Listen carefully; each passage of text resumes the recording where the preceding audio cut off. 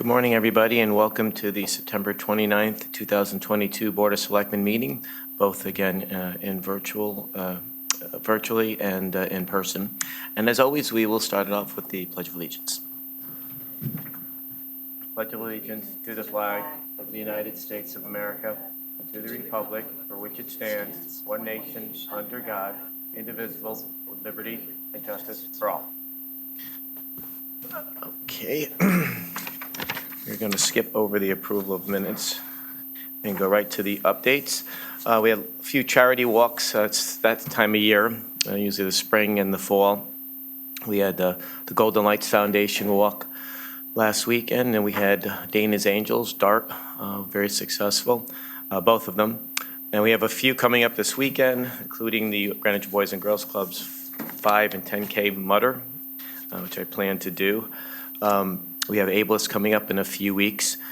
We have the St. Lawrence flag raising, Columbus Day flag raising on Columbus Day at 9 o'clock out here. And we also have a dinner where we're honoring Dr. Oliva this year. Tickets are still available at the St. Lawrence Club, always a great night. Sunday, this Sunday, before I forget, before I jump to next week, is the 100th anniversary of the Coscob Volunteer Fire Department. So we're going to have a little parade in Coscob. So if you can make that, that'll be great. And on Monday, we have the Breast Cancer Alliance flag raising at 9:30, and then at 1:30, Island Fin Poke. Am I saying that right? Pokey? Island Fin Pokey ribbon cutting in Coscob, as I said, at 1:30. Next Friday, we're going to have the groundbreaking for the Eastern Greenwich Civic Center, so it's very, very exciting. Yes, Ken, we will be wearing orange and blue that day. I will sing Meet the Mets when you're gone. And then the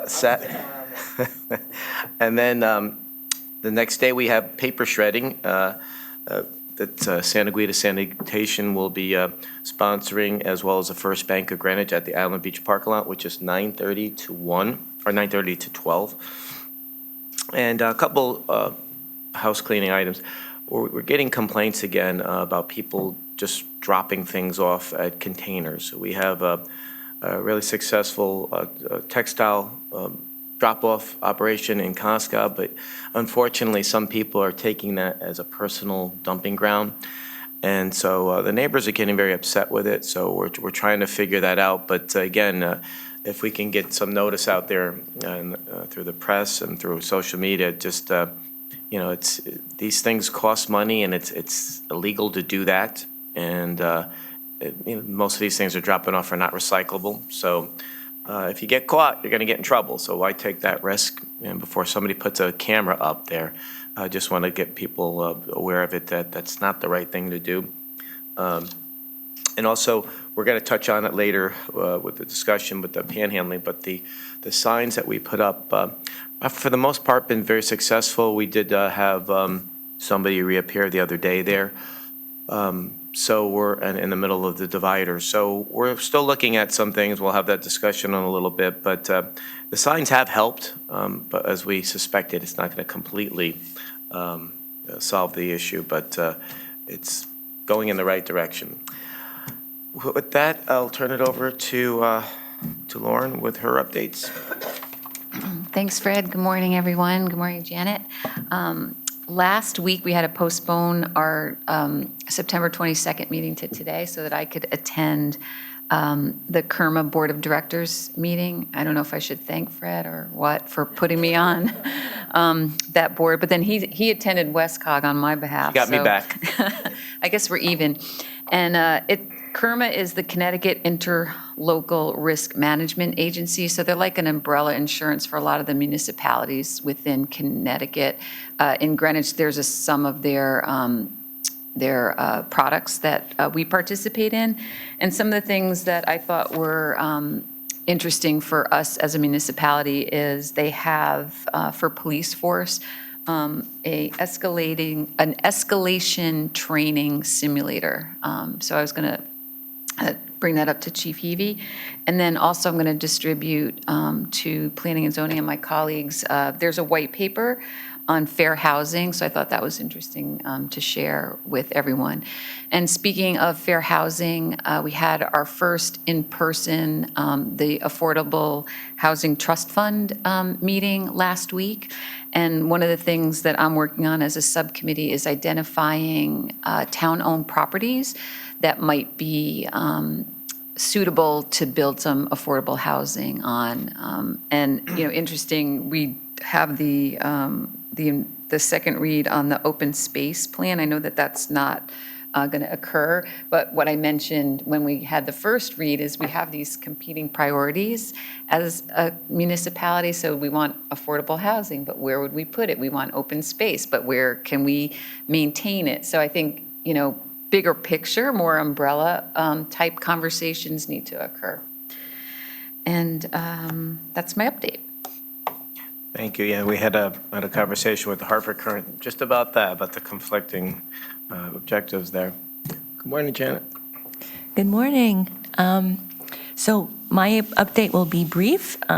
It has been a very active fall so far. I actually ran in the ONS 5K. I didn't run in the half marathon, but it was a great morning. So thank you to everyone who participated. Well done. This Sunday is also the walk against Walk the Walk Against Domestic Violence for the YWCA, and that's at Bruce Park. And I will be participating in that, but that is a walk. And like you said, later in the month is the ableist fun run and walk.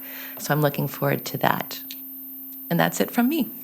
Thank you. And you reminded me, we're going to do a proclamation next Friday for Rare Cancer Day. So that with going right over to old business. Thank you both for your updates.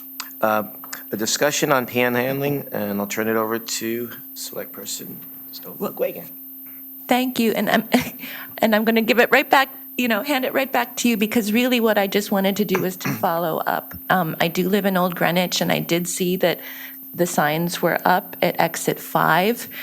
We had, I thought, a very good discussion at our earlier Board of Selectmen meeting, but we had talked about different options, but we hadn't voted on anything. We hadn't made any firm decisions, so I just wanted to follow up and understand, the signs look like they're pretty much identical to the ones that are in Stamford.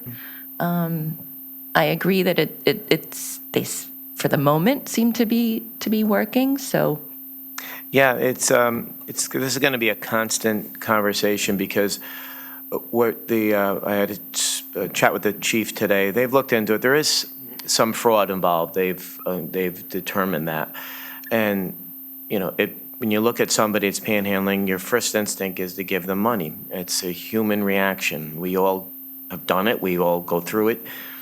But the worst thing you can do is to give money right now. As we keep saying, Human Services has sent people out there several times. Every attempt to help has been rejected. We even had people offering jobs, been rejected.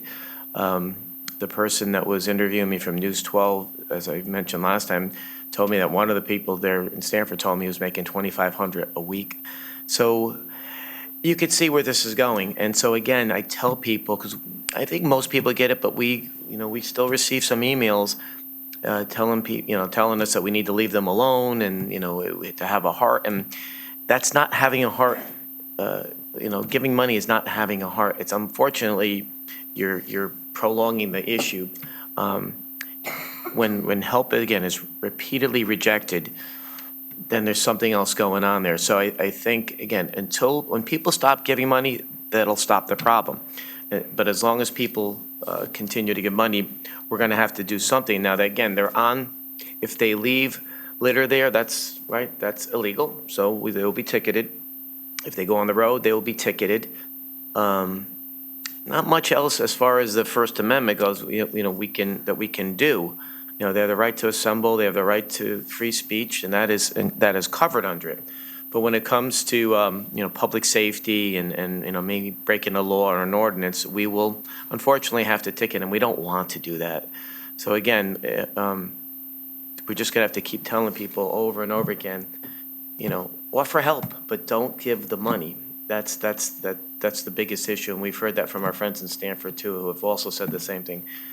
Don't give money if if they want help, and, certainly they have the information now, so I don't know if, did you want to add anything? No, agreed. Okay. So we'll keep on that. Again, I don't know, our town attorney's here. There's not much we can do. If we do an ordinance, like some towns have done, we've been told that, from those towns, that they don't enforce them because they think it won't hold up in court. So if we do something, I think would have to be concrete and public safety related that we can actually enforce. Right, yeah, let me just speak to that for a moment. There we go. There you go. I do want to inform the board that Bob Walton, our paralegal, who has already done some research on the matter and raised these concerns regarding the First Amendment, he's continuing to research the issue. So I think at some point we will have an update. He's looking at current laws that we have in effect and, to see what can be done in terms of maybe perhaps enforcement without having to come up with a new ordinance. But he's also, researching what other municipalities, both in the state and outside of the state, have done, to see what other options might be available. So we will provide an update on that at some point. Thank you, Barbara. So, thank you. We're talking about consequences of panhandling. There's also the compassion side. I know Lauren and I both expressed there's a concern that in some cases there might be some exploitation. So I think that's also important to keep to the fore, that when we see these cases, that we're also making sure that something bigger isn't happening, that we should also be keeping an eye on. It's a great point, and thank you, Barbara. The department's aware of that, and so they're looking into everything, and if something is found that they could, that's actionable, they'll take action. Right.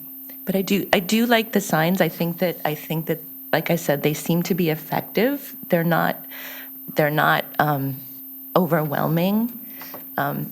It did strike me, and this is an aside, but signs can be effective when they're informative and they help keep things transparent. We've also had an issue come up at the beach with entrance passes.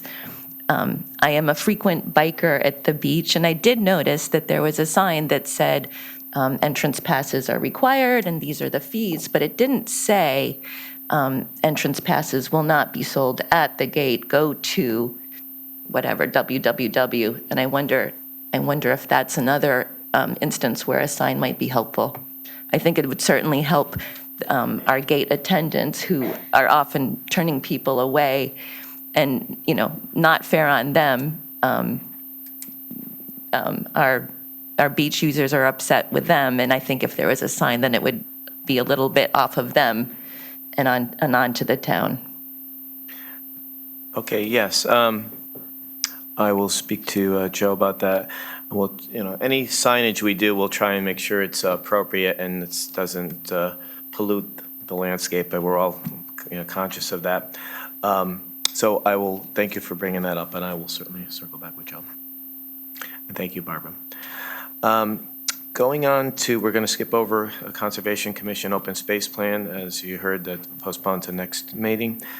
New business, discussion on the public cannabis use and public spaces, and I'll turn it over again to Selectwoman McGuigan. Me again. It was a very informative summer, and now that we're back in the school year, I wanted to bring this up now that people are back in town and thinking about such things. I definitely followed the legalization of cannabis by Hartford, but this all happened before I took office. And over the summer, there was an article in the Greenwich Time reminding the community that I believe right now, as it stands, open cannabis use is legal in town, unless we, as the Board of Selectmen, were to take action and restrict that. So my interest here is trying to help establish community norms, consistency. In other words, what is the legal use of cannabis versus alcohol versus tobacco? And as a member of the PTA Council for 8 years, that might be a record. I can't tell you how many meetings I sat in where it was impressed upon us that when cannabis finds its way into our schools, it's a real problem. And whatever we can do to help keep it out of that reach is really important. So I have a series of questions. Really, I want to have an informed community conversation. The first person I want to inform is myself. And that is what is legal now? How does it compare with tobacco and alcohol use? What are other towns doing? What are our options to restrict use if we so wish to do that? Are there other compelling reasons to restrict use, such as do we have town grants that might say, a condition of the grant is that you fill in the blank. What are our enforcement options? And basically, where's the community on this? Well, thank you. So this was a discussion for several years, even when I was in the legislature, and it did pass last year asking towns, municipalities to find one public space. My question, and it hasn't been answered yet, is smoking, we can't smoke, right? And so when you're smoking pot, you're smoking. So there's a conflict, and I spoke with the chief this morning, and he said, yes, there is a conflict, and I'm waiting for the state legislature to clear that up because it's just a lawsuit waiting to happen. You could see it coming, and so it's not uncommon for the state legislature to pass a law and then have to go back and revisit it. It happened several times when I was up there. Unintended consequences or whatever, they'd rush to get something through and then had to backtrack.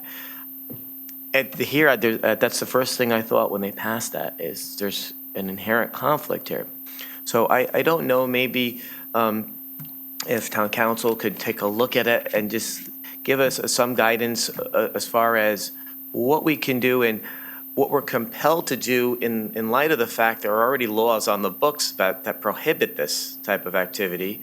And I share Janet's concern about it. I mean, I had a couple votes on it up there, and I only voted for medicinal marijuana, but nothing else.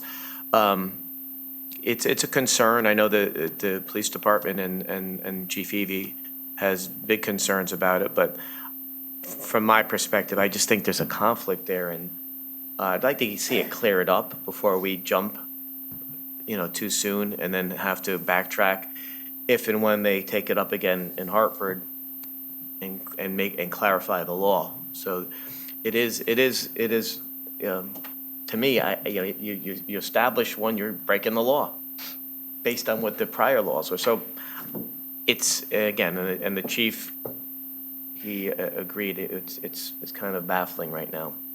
So Also with technology, from what I understand, you don't have to smoke it. There's devices that allow you to consume it.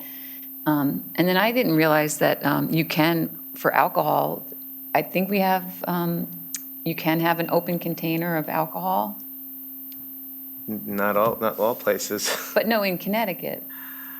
Well, it's changed. I mean, you used to be able, I think, to drive, well, you can't drive with it anymore, an open container. But you could be walking around town. I don't think so. I think there's an ordinance. The chief's, I don't think you're allowed to walk around with it. We've had that discussion for events on the avenue, and I think we were told 2 years ago. So, yeah, I think we should confirm, because Yeah. it's all like interconnected, I think. Yeah, I agree. I think a little bit of information would go a long way, I think, in this case. And I'm not going to pretend that I know this, but I understand what Lauren's saying. Smoking and using cannabis are not necessarily the same thing. But I think that, and I understand your point of view about a contradiction, and this is why I'm really appreciative of this conversation, is I'll remind our audience that we can't talk business except for at public meetings. So this is our opportunity to understand where everybody is. I understand your point of view about a conflict. I think that we can, at least in town, we can resolve that if we were willing to designate a space for public use, just like there's a space for tobacco use. Yeah, I think, but again, if they're smoking, even in this one designated area, in my mind, there's a conflict there, and it just hasn't been answered yet. So maybe that's for the upcoming session in Hartford, and again, if there's other ways to take it, maybe that gets around it, I don't know. I'm a little ignorant when it comes to this stuff, so I'll certainly. Understood. We're not smokers, so we don't know. But like I said, I believe that behind Town Hall, there is a designated area for people who smoke cigarettes, tobacco. Yeah, I know there's areas all around that, but I don't know if it's codified or it's just people do it, and because I know in certain areas you're not allowed to smoke. Understood. So Understood. I think we'll get some clarification on that, and Okay. also the open container law, which I think it may be a Greenwich ordinance there too, because that's what I think we heard 2 years ago when we were talking about outside events, but it's on my list here to call the chief. Right. So is this something, just in terms of process, is this something that we can take up again at the next meeting and find out some answers? Yeah, well, I'll certainly, absolutely, I will have the open container law clarified, and also we'll see what town council comes back with as far as what we could legally do without running into trouble, or, if they do change it, that we won't have to backtrack too much. Maybe there's some other usage that I haven't really, I should have asked. This is one thing I haven't asked my colleagues around the state if they're doing it. I haven't heard of anything. I'm not saying, it doesn't mean that they're not doing it, but I haven't heard any mayors or first selectmen or women talk about it, their designation. So I don't even know if anybody's done it. It's based on an article in the Greenwich Time, but I believe that there are at least a few other towns that have done something. And interesting, the smoking designated here, this is a workplace, so, cannabis is a drug, I guess, I don't know, for lack of better, just like alcohol. You wouldn't envision people drinking on the job, smoking on the job. Depends on the job. Oh, okay. I agree. I don't There's more of like the imagine. norm, I can't imagine that if we designated a public space, that would somehow become, an attraction. I have a feeling it would be about satisfying whatever the law is. People can enjoy in their own homes. It doesn't stop anything. And as I said, I would also be interested in knowing where the community is on this, because I don't think we have not, as a community, had a conversation about this. Yeah, no, it's hard. fair. It's hard to go off of the emails we would get when we were in the legislature about it. I mean, I could tell you where it was coming down, but that doesn't mean that was a scientific poll, just that those people took the time to email me. Exactly. So, But thank you. no, well, thank you. We'll have some more information in a couple of weeks, and we'll further the conversation. And yeah, we'll see. Even if we designate a spot, I think you're right. Probably a lot of people would do it in the comfort of their home. But if the law's there and we have to follow it, then we absolutely have to do it. But I was hoping for some clarification, but probably have to wait until next session, which starts in January. Okay, thank you. With that, we'll go to the modification of the ableist lease for 101 Orchard Street, and this is a this is a first read. I thought this was a second read. I think Valerie was here before, Yeah, wasn't so this it? would be a second I believe read. it's a second read. Yeah. Oh, okay. Yeah, this is a renewal, and I'm here on behalf of Valerie because she's on leave right now. But at this point, we're just asking for the board to approve the renewal and refer it to the RTM for approval. As you can see, I think you got in your packet, this matter did go to the Planning and Zoning Commission, which approved a couple of weeks ago. So, I believe the only modification that was made since you saw this the first time is that we added to paragraph 14 a requirement that the Planning and Zoning Commission approve. So otherwise, it's exactly the same as what you saw before. Okay, so it was just that one amendment. That's right. Okay, no, well, it's the second time we've seen it, so I'm good with it. I don't know if my colleagues have any questions or concerns. This was the one where the gate too? Yes. Yes. I was just trying to recall the conversation. Okay, thank you. Right, yes, I remember I was here and Valerie had that conversation last time. Thank you. That was my only question. Okay, do we have a motion to approve the modified lease for Ableist at 101 Orchard Street in Conscom? Lauren Rabin, I motion that we approve the renewal for the modified lease for Ableist at 101 Orchard Street and refer it to the RTM for their approval. Janet Stone McWigan, I second. All those in favor? Brett Camillo's a yes. Lauren Rabin, yes. Janet Stone McWigan, yes. Thank you. Thank you, Barbara. Okay, going on to the next item, which is our EMAC Annual Report, the Energy Management Advisory Committee, and we have the chair, Peter Schweinfurt there. Good morning, Peter. Good morning, all. Hello, hello, and finally the weather has changed a little bit, in terms of reducing energy consumption. Hello? Now it Yeah, is. there we go, sorry. Pardon? Oh, okay. Yes. Peter Schweinfurt, Chair of the Energy Management Advisory Committee. Yeah, at this point, there's not a whole lot of stuff that you can do behaviorally, Mostly it's going to be things like changing out light bulbs, changing out mechanicals, changing the buildings. But one thing you could do is just drop the temperature in this room, I guess, or raise the temperature in this room instead of super chilling it. But anyway, so that's an aside. So I do have one request to make. So our report is due September 1, which is a little bit problematic. It'd be great if it could be due September 30. So a little background on how this came together. So last year, this committee was formed in March. So June 30 is the end of the fiscal year. And then basically, we were scrambling to try to get the information to put it into any semblance of, legibility. Last year, we were kind of clueless as to what the different departments are, the buildings are, who's using what, who's doing what to whom. So I started with Pete Minarski in that office, and they gave us a sheet that basically showed, total costs by department.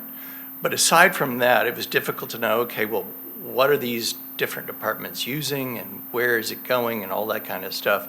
Al Manelli, thankfully, has always kept good track of the energy usage for his buildings, electricity, natural gas, propane, heating oil. But apart from that, nobody really looks at it. So we started, with maybe a third of the portfolio last year. So over the course of the last year, what I've been able to do is find most of our accounts, I think. Now we have 230 meters that are accounted for in Energy Star Portfolio Manager. So the beauty of Energy Star Portfolio Manager is that it automatically pulls the electricity bills, the natural gas bills for all of these different accounts. So this year, we started from the bottom up. We said, okay, what are all of these different accounts using? So now I have a kind of a more comprehensive look at what was our electricity usage by building, by department, what was our natural gas usage. We're still struggling with trying to get, information from groups that I haven't yet been able to identify. Parks and Rec is a big one. The GRIF. The GRIF is really off of the CNG grid, so it's all propane and heating oil, and so trying to get that information, that has to be done manually, and so it's a bit of a pain. So we're still figuring it out. So the numbers that are in this report are all tied together, but they're not complete. There are still accounts that are missing, but I would say it's a pretty small number. So, we report 6.9 million of total costs. I'm guessing it's probably more like 7 million, a little more than 7 million, but, I still need to, be able to tie all that together. Anyway, so the fiscal year ends at June 30. C&G doesn't report until mid-July. And then I start going and bugging people like Luigi to find the propane usage and et cetera, to try to pull it all together. And August also happens to be the time when nobody's around. So let's just say that participation in this report was challenged. So anyway, so if we could move to September 30, then I get a lot more participation from people who will be back at their desks and just more time to pull all of this information together. So that would be a big request, and that would be a big help if we could get that done. So when we looked at this, so basically, I guess the upshot is that, the pandemic reduced energy usage quite a bit across the board. That rebounded substantially fiscal 21, and in fiscal 22, we're all the way back. In fact, we're up. I would say, as far as I can tell, the town is using as much energy as it has ever used. So in terms of, goals for reducing consumption, it has to be more than business as usual. It's got to be, let's do some stuff, all right? So we put together a list of, recommendations for what can the town do. We have 4 primary areas, and these are all things that we're working on. We have project teams doing this stuff, and I've chatted about many of these things with you all. So number 1 is planning and zoning regulations.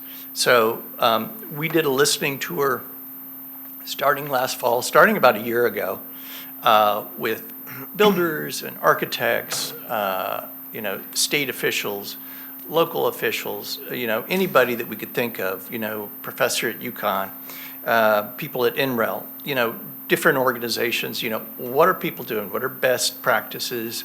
What are the targets that we should be looking at for our buildings? How do we accomplish these things? Where are the incentives? All this kind of stuff. So in doing that, we came up with some guidelines. And originally we had thought, based on Public Act 2129, which was passed last fall, and the Connecticut State Legislature, that allowed local zoning commissions to prioritize energy efficiency and renewable energies. Unfortunately, after some discussions with the legal office in Hartford, they said, no, actually, you can't do anything that would override the state building code. So we were not able, or at least we decided for the moment, to not try to enact any new regulations per se. But the one regulation that we did put in place that is now effective as of May for all significant building applications is that we ask for an energy narrative. So it's basically, okay, tell us, did you think about energy efficiency? Did you think about it when you were siting your building, the orientation, the size of the building, the mass, the insulation, all those kinds of things? Have you thought about it? And, did you think about renewables, geothermal, solar, et cetera? So far, I'd say the results are mixed. It's new for people because a lot of people just don't think about it, honestly. A lot of builders just like, well, I don't know what you're talking about. It's just going to cost more money. So in any way, I'm a spec builder, so I don't care, right? So those are the kind of attitudes that we're kind of having to deal with. But anyway, I think that by asking for it, we're saying this is important to us. We want to hear from you what you think about it. And I think that a lot of people have stepped up and said, hey, look how great we are. We thought about all these things and we're doing all these great things. And anyway, so we hope that this will, over time, become sort of, matter of course, this is what you do. This is how you think about it. This is, how you prepare. I'll state the obvious. Natural gas prices have risen dramatically in the last year and probably will continue to in the foreseeable future. So all of a sudden, people are looking at their energy bills saying, what can I do about this? So it goes back to, partly it's mechanicals, but a lot of it is just, did I put in enough insulation in my house in the first place? Or can I go back and re-insulate it now, for example? So that was project number 1, not in any particular order. Number 2 is building committees. So we're now on the Central Middle School Building Committee. There are some other building committees that are coming up. we're trying to get the idea out that, the town can build a net zero energy central middle school. The additional cost, various estimates, anywhere from 0% to 5%. So it isn't a huge amount of money, but you get a more comfortable building, you get a much more resilient building. You're talking about reducing your energy consumption by up to 80%. And of course, if it's net zero, if you put solar on the roof, then it's net zero on an annual basis. You don't have an electrical bill. And now, common practice is to add batteries with your solar, so that essentially you can either use the energy, the battery electric energy at night when the sun isn't shining, or, depending on how much capacity you have, you can use it, for an extended outage. So you can actually use Central Middle School or any building that is going to be built this way or rebuilt this way as an emergency shelter, which I think is appealing. Who knows when the next energy crisis or electric outage or whatever will happen. And so, knowing that you don't have to worry about it is, I think, quite reassuring. Virtual net metering is something that we're working on. The Board of Ed did an RFP in February. Tritech Americas is a big solar developer based in Europe with a big American presence. They were the winner, and so we need to work with Ben and Abby, Joe Kelly, to essentially negotiate that agreement. So the open question, though, is whether or not the town side, the municipal side, would like to piggyback on that agreement, and so basically do a V&M deal for the entire town for all of our electricity consumption, and/or does the town want to pursue alternate developers for any variety of reasons. So that's something that's in the works now, and I would like actually to try to at least get the Tritech deal negotiated in the next 2 months. So be coordinating with Ben on that, and Joe. Joe and I talked about it last week. He's still got to go through his Board of Ed, get them on board. There's some concern, I guess I'll address it now. There was some concern about signing a 20-year deal. In my opinion, there is no risk.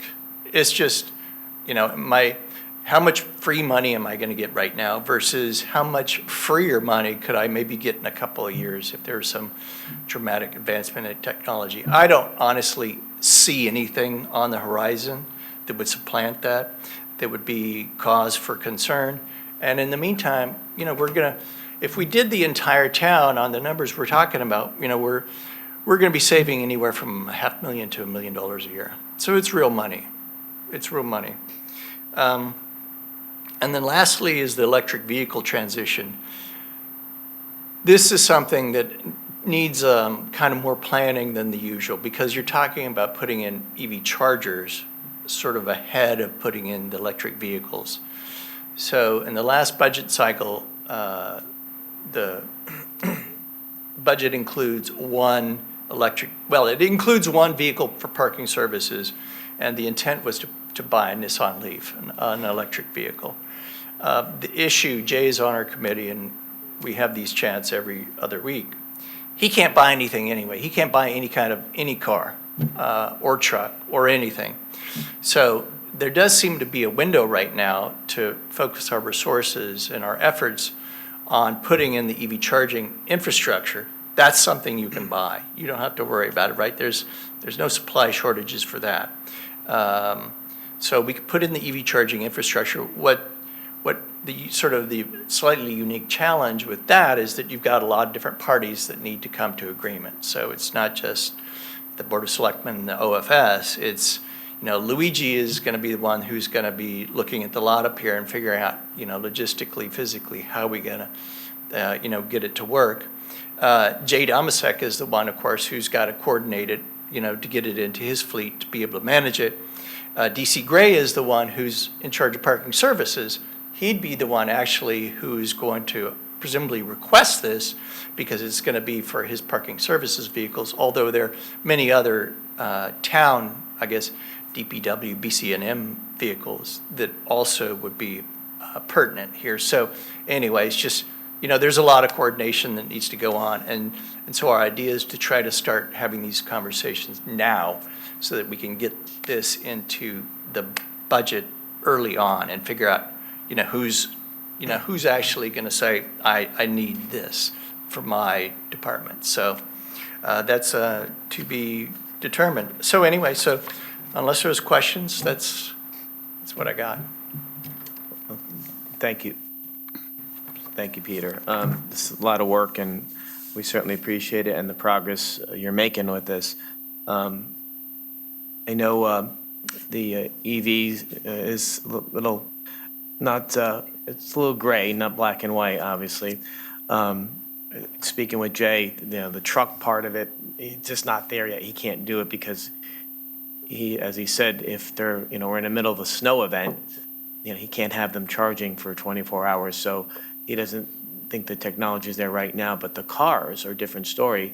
We did put 2 in the budget last year, and 1 got knocked out, but we'll try it again this year. And I agree with the this charging stations, just to make sure, having Luigi, make sure it all fits and works out. But it's definitely the way of the future. I mean, the car, I think Ford's going to have half of their fleet by 2030 as electric, and all the car manufacturers by 2040 will be doing all of it. So it's right around the corner. And so I think getting a start on it now, I know some people may push back on it a little bit, but I think we're doing the right thing. Yeah, I mean, to that point, the J operates on a 15-year cycle. So 15 years from now is a point when, it's going to be difficult to buy an internal combustion engine because they're just not going to be making them anymore, right? So we need to start planning now. We got 285 vehicles in our fleet. 44 are coming up in the next 4 years. 31 park here at Town Hall. So, now's the time to go ahead and start doing that, right? Because again, the town has significant fueling infrastructure for, ICE vehicles, right? We have diesel tanks and gasoline tanks and liquid propane tanks at multiple places. They're big, they're above ground, they're below ground, and they cost a lot of money to install. So I don't see any reason to not look at the EV charging infrastructure the same way. And once you put them in, then they're good. They can service a lot of vehicles quickly. And you get economies of scale with them because, not every vehicle will need to charge every day, of course, So anyway. And so you would like us to amend the report date to September 30th from September 1st, going forward? Yes. Yeah. I'm okay with that. Yep, me too. My only feedback, I know personally, my electric bill for the past 3 months has gone up by 50%. I'm shocked. And I always get the little, oh, you use less energy for the size of your home than like all your neighbors. I've upped my thermostat for air conditioning. I keep it down to 62 in the winter. So I don't think it's just a usage thing. It's the costs, but where we can do what we can for usage.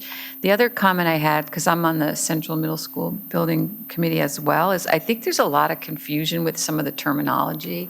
So maybe what your committee could do to better, I'm very glad you raised better that point. describe. I forgot to mention that December 5th, we are scheduling basically a net zero energy workshop. So we'll be inviting all of the town elected officials and then anybody else that wants to come.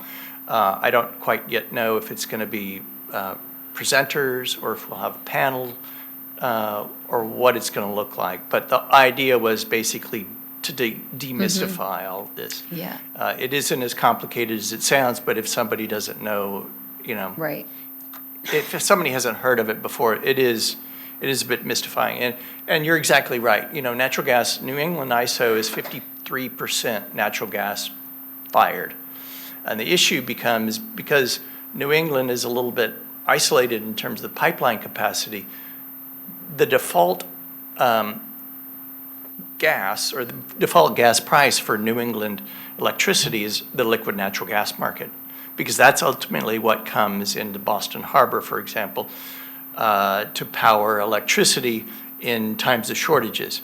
The priority goes to CNG, right? The gas first goes to CNG because it's used to keep people's homes warm and businesses warm, right? And cook. Yeah, exactly, and cook. And then the power plants that are fired with natural gas are second on the list. And to power them, of course, they're going to have to import LNG, and all of our LNG now, the United States is a net exporter. That LNG is going to Europe right now because they can't buy gas from they can't buy gas from Russia anymore. So, gas prices are going to drive electricity prices. And again, the good news is Central Middle School has a net zero design, uses 80% less electricity than they would in the first place, and then put solar panels on their roof. They aren't going to be subject to market prices. They're going to make their own electricity. They're good. And I think we can do that with all of our buildings. I think we should do that with all of our buildings. So take control of our own destiny anyway. So thank you. Thanks. So I Thank you. guess I'll make, Janet, I don't know if you had anything to say, but I'll make the motion to change the report due date. Oh, do go ahead and do that. I don't have any questions. I just wanted to express my appreciation. I am the liaison of this board to the Energy Management Advisory Committee. They meet every other week, and I don't think it's an exaggeration to say that this is a town's brain trust, so to speak. It's a very impressive group, so thank you for all your work. I'll echo that. Thank you. Okay, Lauren Rabin, I motion that we change the due date of the annual report from September 1st to September 30th in any calendar year. Janet Stone McWigan, I second. All those in favor? Fred Camillo's a yes. Lauren Rabin, yes. Janet Stone McWigan, yes. Okay, thank you. Well, thank you. Peter had a question? Please come to the microphone and speak to me if you do.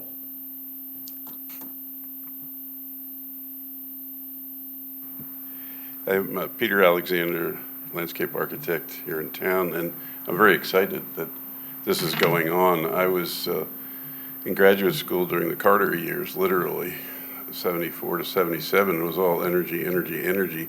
And the 20-year deal that you were talking about, be careful, because we did pull some of this off back, believe it or not, almost 50 years ago.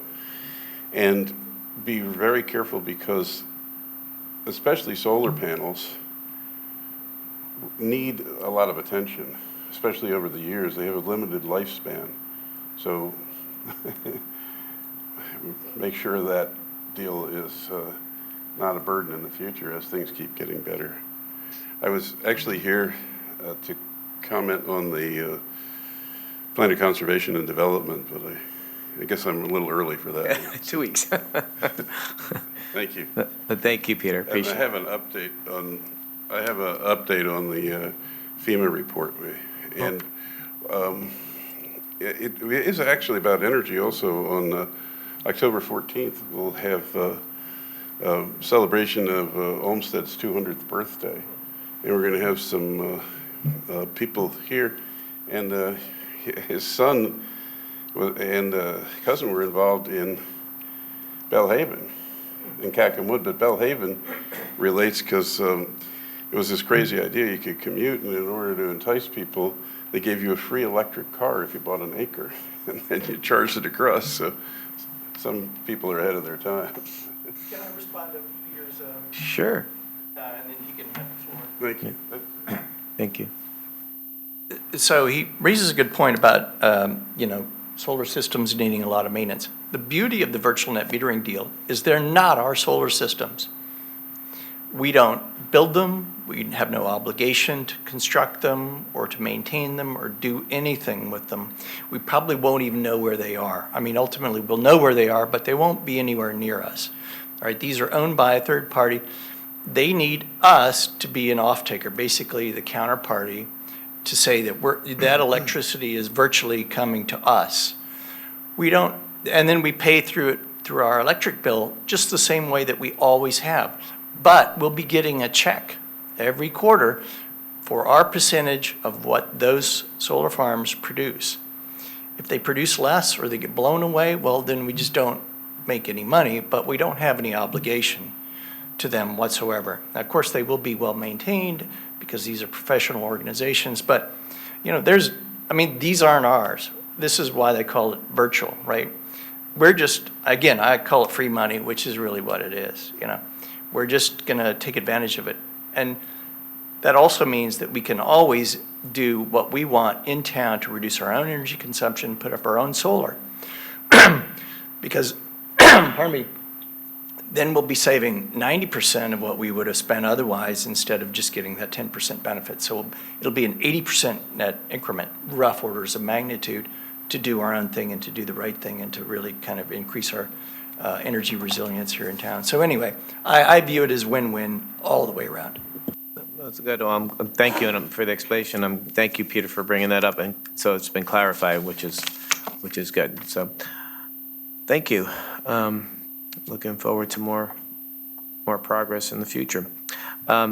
Next up, we just have to schedule an organizational meeting for the OG School Building Committee, and I don't know as far as calendar. Could we do it maybe at the next meeting?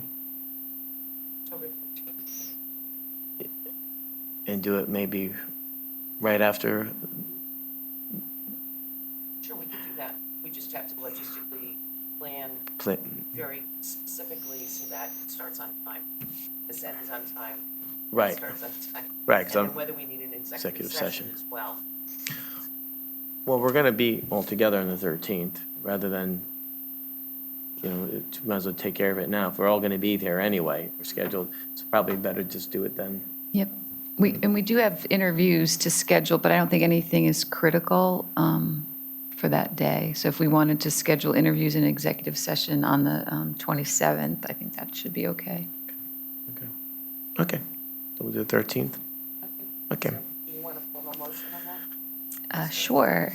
So Lauren Rabin, I motion that we schedule the organizational meeting of the Old Greenwich School Building Committee on October 13th at some point in our day. And I think we're going to have to schedule JC too, so we'll probably have to add that as an agenda item. But that hasn't been totally approved, has it? Yeah, they've been nominated. Do they have enough members? I don't.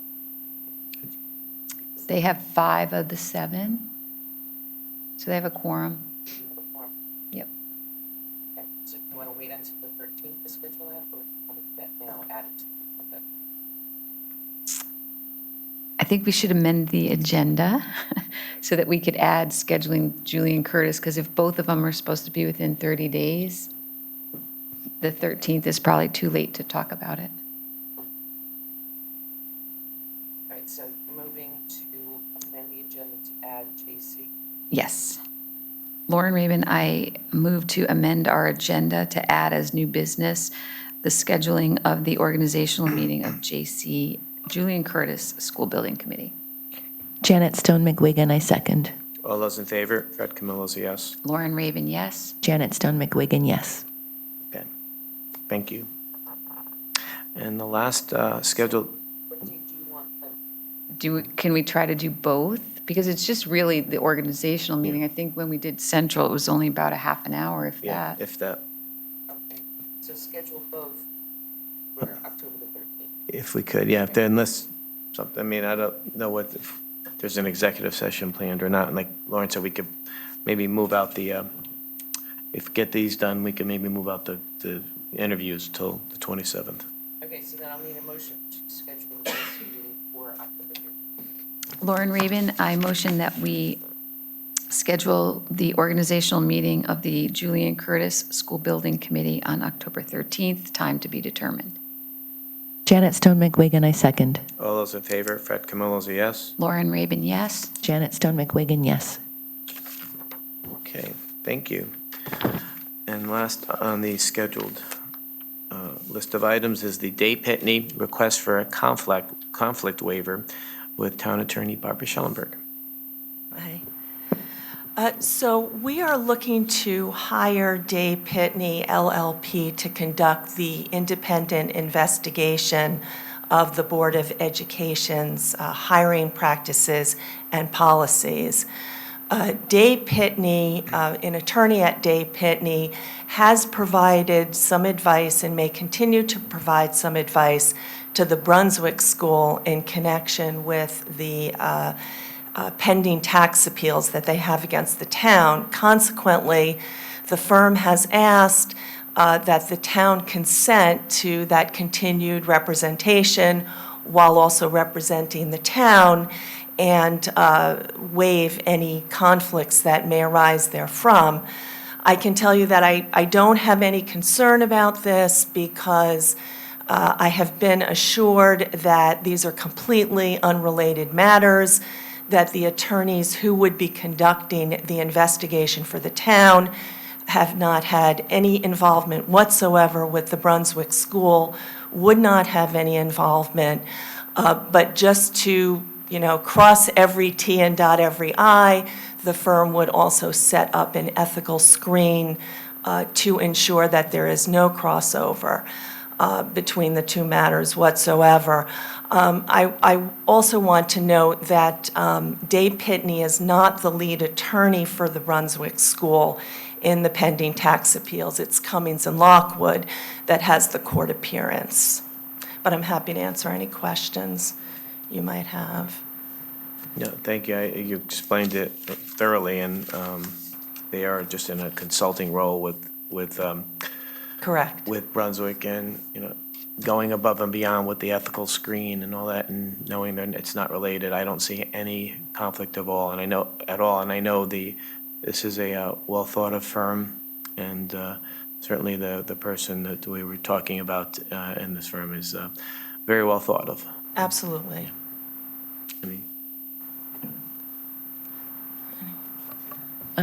No, just a process question. Are we voting on this today, or are we waiting?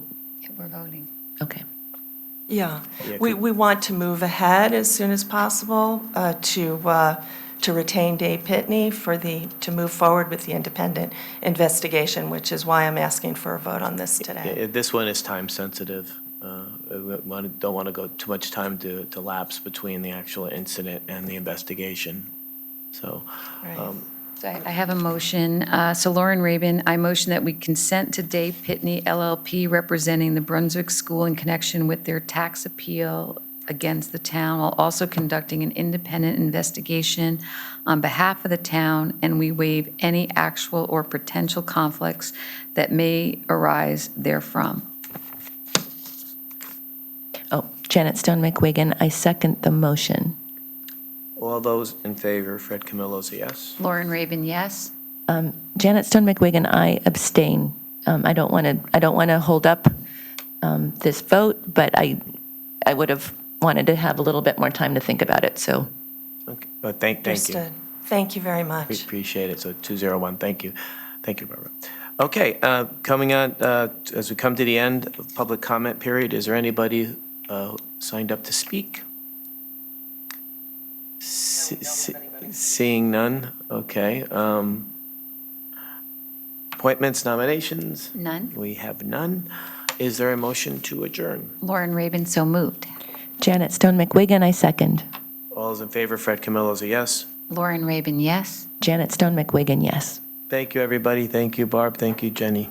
Thanks, everybody, for attending.